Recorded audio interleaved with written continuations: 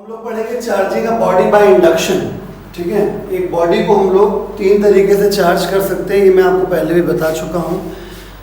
Charging by friction जो कि already पढ़ चुके हैं, दूसरा है चार्जिंग बाय इंडक्शन जो पढ़ने जा रहे हैं, और तीसरा होता है चार्जिंग बाय कंडक्शन जो फ्यूचर में जब ज़रूरत पड़ेगी तब पढ़ेंगे। ठीक है, तो इसका मतलब ये है कि किसी भी बॉडी को चार्ज करने के तीन तरीके होते हैं। ठीक है, पहला तरीका चार्जिंग बाय फ्रिक्शन जिसमें हम बॉडी को रगड़ते हैं, रब करते हैं और तब बॉडी पे चार्ज आता है। अभी फिलहाल हमको पढ़ना है charging a body by induction. ठीक है, तो हेडिंग पढ़ी है चार्जिंग बाय इंडक्शन। तो जैसे मैंने पहले पढ़ाया था वैसे ही मैं अभी पढ़ा रहा हूँ। ठीक है, कि चार्जिंग बाय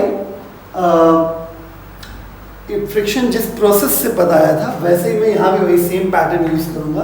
पहला स्टेप है रिक्वायरमेंट, कि अगर आपको किसी बॉडी को चार्ज करना है तो क्या क्या सामान चाहिए, क्या क्या रिक्वायरमेंट है। तो रिक्वायरमेंट बस छोटी सी है कि दो बॉडीज चाहिए, एक बॉडी में चार्ज होना चाहिए और एक बॉडी में चार्ज नहीं होना चाहिए। One body should be charge and other should be neutral. ठीक है, तो रिक्वायरमेंट है one charge and other uncharged body. ठीक है, एक चार्ज बॉडी चाहिए, एक अनचार्ज बॉडी चाहिए। अब आते हैं कि करेंगे कैसे। ठीक है, तो आ गई बात प्रोसेस की। ठीक है, तो मैं आपको फिलहाल एग्जांपल दे रहा हूं एक पॉजिटिवली चार्ज बॉडी से एक न्यूट्रल चार्ज बॉडी में चार्ज को कैसे इंड्यूस करते हैं।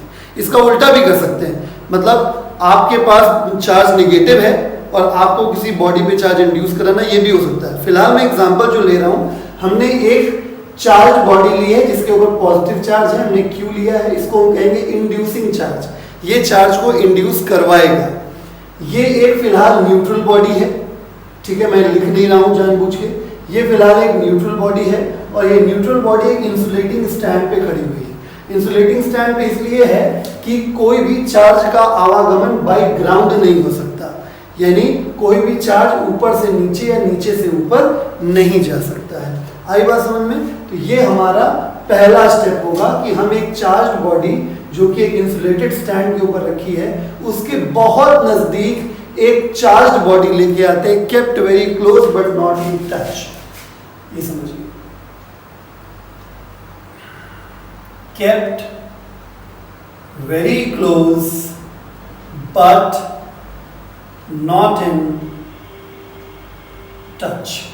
ठीक है, दोनों बॉडी एक दूसरे के बहुत नजदीक होनी चाहिए, kept very close but not in touch. तो ये हमारा आ गया स्टेप 2। स्टेप 2 में आप देख पा रहे हैं यहाँ पे क्या हुआ कि ये जो चार्ज है पॉजिटिवली चार्ज बॉडी है बहुत नजदीक है, इसकी वजह से इस न्यूट्रल बॉडी में जो फ्री नेगेटिव चार्ज होगा, ठीक है, होता ही है, जैसे फ्री इलेक्ट्रॉन्स होते हैं थोड़े बहुत। ठीक है, तो फ्री नेगेटिव चार्ज जो होगा वो प्लस की वजह से अट्रैक्ट होकर इस तरफ आ जाएगा। और मैंने आपको पहले ही चैप्टर में पहले दिन पढ़ाया था कि किसी बॉडी पे चार्ज तब तक नहीं आता जब तक बॉडी से टोटली इलेक्ट्रॉन निकल नहीं जाते या आ नहीं जाते। तो अभी तक इस बॉडी से ना इलेक्ट्रॉन निकलने का कोई रास्ता है ना आने का कोई रास्ता है। तो इसका मतलब ये है कि बॉडी अगर ना इलेक्ट्रॉन निकले और ना आए, इसका मतलब पहले से ही अगर ये बॉडी न्यूट्रल थी तो अभी इसको आपको न्यूट्रल ही शो करना पड़ेगा, यानी ये न्यूट्रल ही रहेगी। इसका मतलब ये हुआ कि इस बॉडी से कोई इलेक्ट्रॉन का आवागमन नहीं हुआ, इस वजह से अगर नेगेटिव इस तरफ डेवलप हो गया है तो अपोजिट डायरेक्शन में उतना ही पॉजिटिव डेवलप हो जाएगा। यानी कि मैं कह सकता हूं कि यहाँ पे नेगेटिव क्यू डैश चार्ज इस फेस पे आ गया और पॉजिटिव क्यू डैश चार्ज इस तरफ आ गया। इस क्यू डैश चार्ज को आप कह सकते हैं इंड्यूस्ड चार्ज। ये आपका स्टेप 2 हुआ। तो अब आ गया स्टेप नंबर 3। स्टेप नंबर 3 में आप समझिए गए कि मैंने क्या किया है। स्टेप नंबर 3 में मैंने इस साइड वाला, मतलब जिस साइड से आपने इंड्यूसिंग चार्ज लाया था उसके अपोजिट साइड में आपने एक वायर से बॉडी को अर्थिंग कर दिया है, यानी ये तार जमीन में लगा दिया है, अर्थ कर दिया गया। अर्थिंग सब लोग जानते होंगे, घर में होता है। ठीक है, तो ये सिंबल है अर्थिंग का। तो हमने अपोजिट साइड यानी जिस तरफ चार्ज इंड्यूसिंग चार्ज आया था उसके अपोजिट साइड मैंने अर्थ कर दिया है। अब अर्थ करने से होगा क्या वो मैं आपको बता देता हूं। तो ये मैंने एक सेपरेट टॉपिक आपके लिए निकाला यहाँ पे, कंसेप्ट ऑफ अर्थिंग। ठीक है, अर्थिंग का कंसेप्ट क्या है? कंसेप्ट ये है, सिंपल से दो केसेस में समझाना चाह रहा हूं। पहला केस है कि अगर पॉजिटिवली चार्ज बॉडी अर्थ कर दी जाए, तो मान लीजिए कि ये बॉडी एक पॉजिटिवली चार्ज बॉडी, ये इंसुलेटिंग स्टैंड है। तो अगर मैं इस बॉडी को अर्थिंग कर दूंगा, अर्थ से कनेक्ट कर दूंगा, तो अर्थ से कनेक्ट करने पर क्या होता है कि नॉर्मली इतना लोग तो जानते हैं कि बॉडी न्यूट्रल हो जाती है, यानी कि जब हम बॉडी को अर्थ कर देते हैं, बॉडी को अर्थ कर देते हैं तो अल्टीमेटली बॉडी के ऊपर चार्ज जीरो हो जाता है, ठीक है। और निगेटिवली चार्ज अगर बॉडी है, if negatively charge body is earthed, so अगर हम इसको अर्थिंग करेंगे तो अर्थिंग करने से क्या होता है, नेगेटिव चार्ज भी खत्म हो जाएगा और अल्टीमेटली ये बॉडी न्यूट्रल हो जाती है। इतना तो हम लोग समझते हैं, लेकिन जो गलत समझते हैं वो क्या है, ये जनरली लोग समझते हैं कि पॉजिटिव चार्ज है जमीन में चला गया, नेगेटिव चार्ज है जमीन में चला गया, इसलिए ऐसा नहीं। मैंने अब बार बार कह रहा हूँ, चार्ज के आने या हटने का एक ही कारण है, इलेक्ट्रॉन का आना या जाना, ठीक है। अगर ये पॉजिटिवली चार्ज बॉडी है और ये न्यूट्रल हुई है तो इसका मतलब ये है कि पॉजिटिव का मतलब डेफिशिएंसी ऑफ इलेक्ट्रॉन्स, यानी कि ये 7 इलेक्ट्रॉन्स की कमी अर्थ ने पूरी कर दी। जब ये इलेक्ट्रॉन 7 इलेक्ट्रॉन जो हैं आपके अर्थ से बॉडी पे जाएंगे तो 7 ये जो वैकेंसी है, 7 पॉजिटिव है, ये न्यूट्रल हो जाएगा, ठीक है। ये इस तरीके से होता है पॉजिटिवली चार्ज बॉडी का न्यूट्रलाइजेशन। जैसे निगेटिवली चार्ज बॉडी है तो अब ये एक्स्ट्रा इलेक्ट्रॉन्स है, तो ये एक्स्ट्रा इलेक्ट्रॉन्स क्या होगा, अर्थ में वापस चले जाएंगे। ऐसे केसेस में निगेटिवली चार्ज बॉडी के केस में 7 इलेक्ट्रॉन वापस अर्थ में चले जाते हैं, इस तरीके से बॉडी न्यूट्रल हो जाती है। यानी एक जगह से दुनिया में किसी जगह पॉजिटिवली चार्ज बॉडी से जमीन में से इलेक्ट्रॉन निकल जाते हैं और वहीं कहीं दुनिया में दूसरी जगह उसी अर्थ में निगेटिवली चार्ज बॉडी के एक्स्ट्रा इलेक्ट्रॉन्स चले जाते हैं। तो इस तरीके से पूरी दुनिया का चार्ज जो है वो बैलेंस है, यानी कंजर्व्ड है, ठीक है। तो आप समझ गए होंगे कि मैंने क्यों बताया। इससे होगा ये कि ये जो पॉजिटिवली चार्ज, ये जो पॉजिटिव चार्ज है इस तरफ का, ठीक है, तो 1 2 3 4 5 6 7, तो ये 7 इलेक्ट्रॉन्स अर्थ यहाँ पे दे देगी और ये जो वैकेंसी है ये पूरी खत्म हो जाएगी, मतलब इस तरफ का चार्ज जो है वो खत्म हो जाएगा, न्यूट्रल हो जाएगा।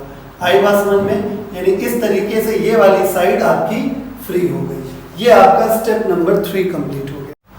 स्टेप नंबर 4 में आप देख रहे हैं मैंने क्या किया है, मैंने अब वो अर्थिंग जो थी वो मैंने हटा दी है, ठीक है।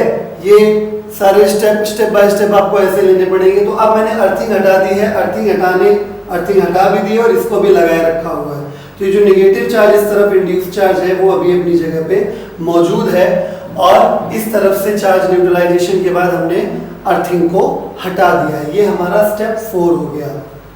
अब मैंने परफॉर्म कर दिया स्टेप नंबर 5। स्टेप नंबर 5 मैंने क्या किया, जो इंड्यूसिंग चार्ज था उसको मैंने हटा दिया।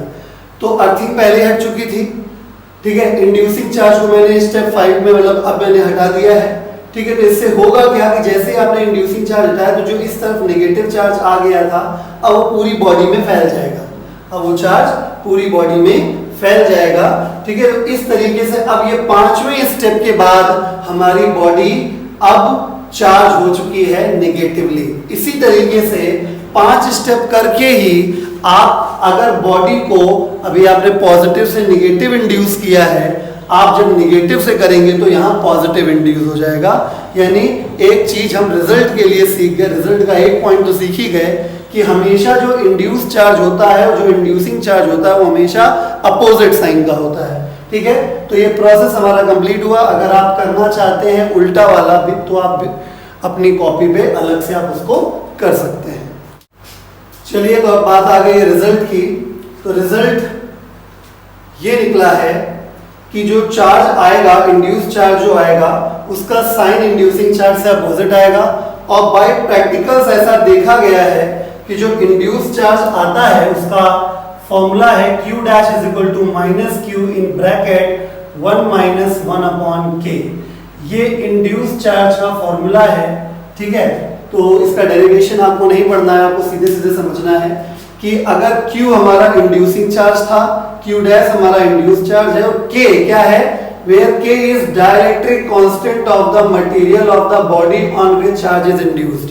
मतलब K इस बॉडी का डायरेक्ट्रिक कांस्टेंट है, ना कि उस बॉडी का जिसमें चार्ज था, ठीक है। तो इस सिचुएशन में ये माइनस साइन क्या इंडिकेट कर रहा है कि Q डैश की वैल्यू Q के कंपैरिजन में अपोजिट होगी और जो मैग्नीट्यूड है वो Q in bracket 1 - 1 upon K है। तो रिजल्ट ये लिखा है, hence induced charge is of opposite sign with magnitude this, यानी बॉडी पे जो चार्ज आएगा वो अपोजिट साइन का आएगा, उसका मैग्नीट्यूड इतना आएगा। अब बात कर लेते हैं कि स्पेशल केस की। मान लीजिए ये एक मेटेलिक स्फीयर हो, तो यानी जिस बॉडी पे हमें चार्ज को इंड्यूस कराना है वो एक मेटल हो, तो मैंने लिखा कि अगर वो if charge is to be induced on a metal, यानी जिसका k की वैल्यू इनफाइनाइट होती है, मैं पढ़ा चुका हूं, than equal and opposite charge will be induced, यानी उस मेटल पे उतना ही चार्ज आएगा, बस अपोजिट साइन का आएगा। एक्सप्लेनेशन दे देता हूं इसी फॉर्मूले के हिसाब से। देखिए फॉर्मूला क्या होता है, q dash is equal to minus q in bracket 1 minus 1 upon k होता है, और k का वैल्यू में कितना रखना है, इंफिनिटी। तो जब इंफिनिटी रख देंगे तो q dash is equal to minus q in bracket 1 minus 1 upon infinity. Something by infinity is 0, समझ रहे हैं, यानी 1 बाय इंफिनिटी की वैल्यू कितनी हो गई 0, एंड 1 माइनस 0 इज 1, तो q डैश की वैल्यू कितनी हो गई माइनस q के बराबर हो गई। समझ रहे हैं, ये 1 अपॉन इंफिनिटी की वैल्यू 0 है, और 1 माइनस 0 करेंगे तो 1 आएगा, ठीक है, यानी ओवरऑल इसकी वैल्यू हो गई 1, 1 into minus q is minus q, यानी q डैश की वैल्यू q के बराबर है, लेकिन माइनस साइन यानी अपोजिट साइन का चार्ज आएगा।